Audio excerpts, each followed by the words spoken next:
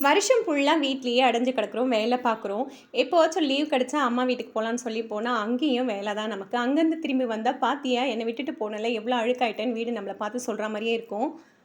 அதுவும் இந்த கிச்சனும், பூஜை ரூமும் ரொம்பவே அழுக்கா இருக்கும். பூஜை ரூம்ல இருந்த பூஜை சாமான்லாம் எடுத்துட்டு, தொடச்சிட்டு, வெள்ளி சாமான்லாம் பார்த்தீங்கன்னா, ரொம்பவும் கருப்பாயிடுச்சு.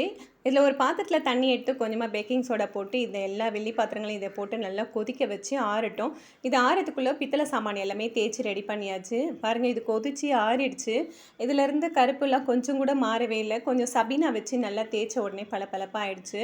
இது நல்லா கழுவிட்டு, ஆக்வா கார்ட் தண்ணியில ஒரு முறை கழுவிட்டு, நல்ல ட்ரை கிளாத் வச்சு நல்லா தொடச்சிடணும். நம்ம யூஸ் பண்ண கிளாத்தா இருக்கக்கூடாது. இதுக்குன்னு புதுசா தனியா கிளாத் வச்சுக்கணும். அத வச்சு நல்லா தொடச்சிட்டிங்கன்னா, 1 வாரத்துக்கு அப்படியே பளபளப்பா இருக்கும். பாருங்க எந்த அளவுக்கு பளபளப்பா ஆயிடுச்சு. பூஜை சாமான்கள்லாம் பொட்டு வச்சு, பூ வச்சு அலங்காரம் பண்ணி விளக்கேத்தினோனே ரொம்பவும் மங்களகரமா ஆயிடுச்சு. இந்த மாரி எக்ஸ்பீரியன்ஸ் உங்களுக்கு இருக்கா சொல்லி கமெண்ட் பண்ணுங்க. இந்த வீடியோ பிடிச்சிருந்தா லைக் பண்ணுங்க.